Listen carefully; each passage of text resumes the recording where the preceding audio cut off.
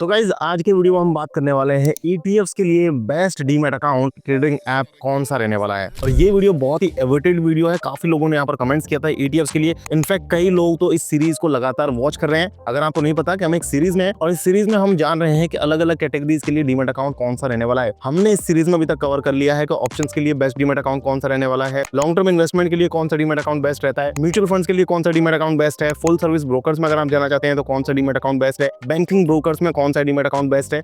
ये सारी वीडियोस हम कवर कर चुके हैं। आने वाले वीडियोस में क्योंकि ज्यादातर क्वेरीज मेरे पास स्विंग ट्रेडिंग की और इंट्राडे ट्रेडिंग के लिए आ रही है, तो नेक्स्ट वीडियोस में हम ये जानेंगे कि स्विंग ट्रेडिंग और इंट्राडे ट्रेडिंग के लिए बेस्ट डीमैट अकाउंट कौन से रहने वाले हैं। बट फिलहाल जैसा कि आपने ही डिमांड किया था, पिछले वीडियोस में मैंने आपको कमेंट करने को कहा, आपने कमेंट किया, तो आज आपकी ही डिमांड पर ETF ट्रेडिंग के लिए बेस्ट ऐप कौन सा रहने वाला है ये डिस्कशन करते हैं। तो वीडियो को स्टार्ट करते हैं। मेरा नाम विकास मीना, आप देख रहे हैं डीमैट डाइव। तो गाइस, चाहे आप ETFs में ट्रेडिंग करना चाहते हैं, चाहे आप ETFs में इन्वेस्टिंग करना चाहते हैं, तो बेसिक नॉलेज तो मैं आपको ETF के बारे में दूंगा ही, साथ साथ आपको डीमैट अकाउंट भी रिकमेंड करूंगा। तो पहले एक बार जो लोग बिगिनर्स हैं, नए हैं, जिन्होंने मार्केट में अभी एंट्री करी है, मैं एक बार ब्रीफ में थोड़ा सा टाइम लूंगा। ETF को मैं जस्ट एक बार एक्सप्लेन कर दूं। तो ETF का मतलब एक्सचेंज ट्रेडेड फंड होता है, यानी कि एक तरीके का म्यूचुअल फंड है। एक तरीके का नहीं, बिल्कुल पूरी तरीके से ये म्यूचुअल फंड ही है एक्चुअली। और इस म्यूचुअल फंड को एक्सचेंज पर डाल दिया गया है, यानी कि आप इस म्यूचुअल फंड के अंदर ट्रेडिंग कर सकते हैं। बस ये एक म्यूचुअल फंड है जिसके अंदर आप ट्रेडिंग कर सकते हैं। अब इस तरीके के जो ETFs हैं, ये अलग अलग कैटेगरीज में हो सकते हैं, जैसे कि डेट में हो सकते हैं और इक्विटी में हो सकते हैं। इससे रिलेटेड एक पॉपुलर स्ट्रेटजी भी है 70-30 स्ट्रेटजी,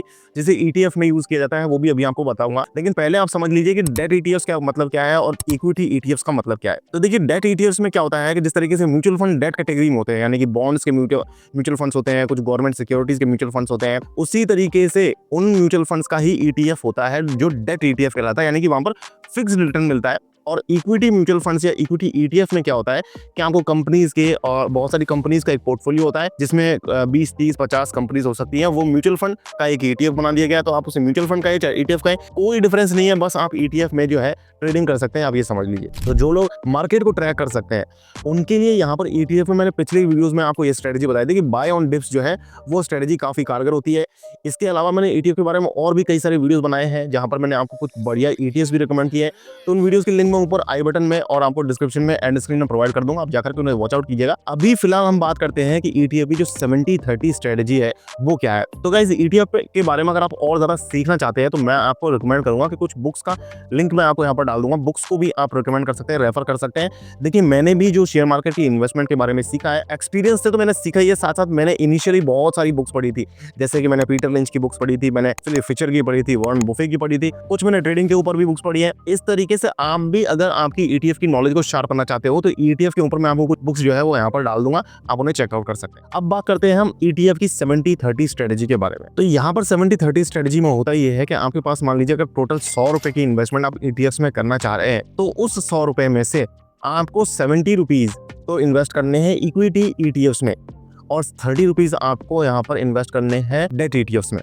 अब यहाँ पर इक्विटी ETF का क्योंकि प्रोपोर्शन आपका ज्यादा है, 70% का है, इसलिए 70% का भी यहाँ पर मैं आपको फर्दर जो डिवाइडेशन है, फर्दर जो क्लासिफिकेशन है वो बता देता हूँ। इस 70% में आपको कुछ US की ETFs भी रखने चाहिए, कुछ आपको इंटरनेशनल ETFs भी रखने चाहिए और कुछ आपको इंडियन ETFs रखने चाहिए। तो इक्विटी के लिए आपको जोग्राफिकल डाइवर्सिफिकेशन पर भी ध्यान देना है। US के, इंटरनेशनल और इंडिया के ETFs आपको रखने चाहिए। अगर आप इन्वेस्टमेंट कर रहे हैं तो इन्वेस्टमेंट में आपको इतने ज्यादा ETFs की जरूरत नहीं है, 2-3 ETF, 5 ETF आपके लिए सफिशिएंट है।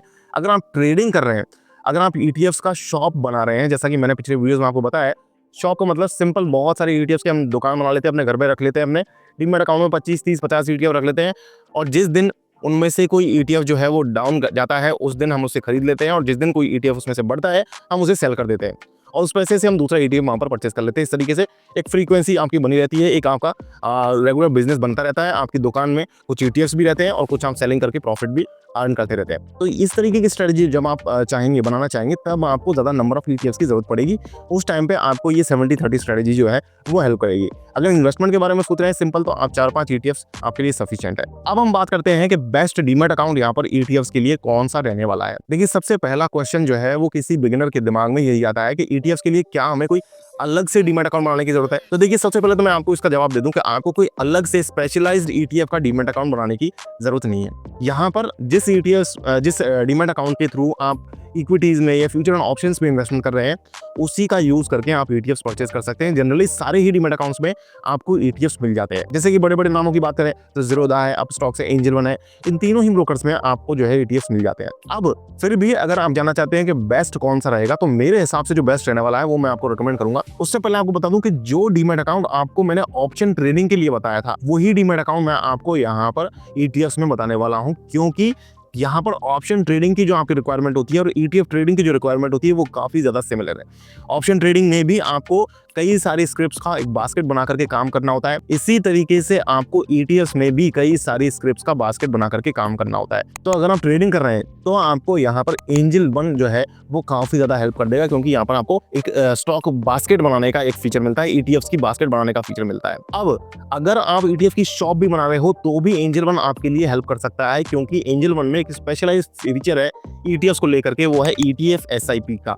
ये एक जो फीचर है, इनका एक्सक्लूसिव फीचर है, ये आपको दूसरे कई ब्रोकर्स के पास नहीं मिल रहा है। अभी बहुत ही कम ब्रोकर्स हैं इंडस्ट्री में जो आपको ये फीचर दे रहे हैं। इस फीचर का यूज करके आप ईटीएफ्स की शॉप भी इजीली क्रिएट कर सकते हो, क्योंकि आई नो कि शॉप बनाने में पैसा लगेगा और पैसा हम लोगों के पास ज्यादातर इतना नहीं होता है इकट्ठा कि हम एक ही बार में इन्वेस्टमेंट कर दें और या एक ही बार में खरीद दें, और एक ही बार में खरीदना भी नहीं चाहिए। हमें अलग अलग रुपी कॉस्ट एवरेजिंग का फायदा उठाने के लिए हमें अलग अलग जगह पर अलग अलग प्राइजेस पर परचेस करना चाहिए।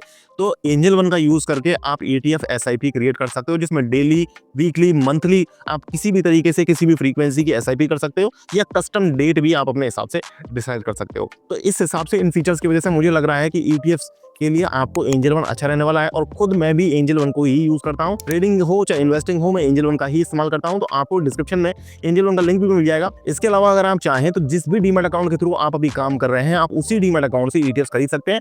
ऐसा मैंने आपको बता दिया कि कोई ऐसा स्पेशलाइज्ड ईटीएफ के लिए कोई डीमैट अकाउंट अलग से नहीं होता, ना ही आपको कोई जरूरत है। आप एक ही डीमैट अकाउंट से सारा काम कर सकते हैं। अगर आपको वीडियो आज का पसंद आया, अगर आपको हमारी ऑनेस्ट एडवाइस पसंद आई है, तो प्लीज वीडियो को लाइक करें, चैनल को सब्सक्राइब करें। इसी तरीके के लगातार वीडियोस को देखने के लिए हम वीकली बेसिस पर इस तरीके का कंटेंट आपके लिए लेकर के आते हैं। हम हफ्ते में 2 ही वीडियोस लेकर के आते हैं गाइस, बहुत ही रिसर्च के बेसिस पर और डेडिकेटेड डेप्थ के बेसिस पर ये वीडियोस रहती हैं। तो इसी तरीके के लगातार इन्फॉर्मेटिव वीडियोस देखने के लिए आप चैनल को सब्सक्राइब कर लें, बेल आइकन को दबा करके सारे नोटिफिकेशन को जरूर ऑन कर लें, क्योंकि नेक्स्ट वीडियो जो है वो वेडनेसडे को और संडे को ही हमारा शाम को 6 बजे आता है, तो उसका नोटिफिकेशन आपको सबसे पहले मिल जाएगा। साथ में मैं आपको बता दूं कि आपको किसी भी फील्ड में शेयर मार्केट में आगे बढ़ने के लिए बुक्स को जरूर रेफर करना चाहिए। बुक्स आप यहाँ से जो है वो परचेस कर सकते हैं, देख सकते हैं कौन कौन सी बुक्स मैंने भी जो जनरली जो बुक्स पढ़ी है मैं आपको वही यहाँ पर रिकमेंड करूंगा। तो गाइस आज के वीडियो में इतना ही, मिलते हैं फिर किसी नई वीडियो में, तब तक के लिए मुझे दीजिए इजाजत। जय हिंद, जय भारत।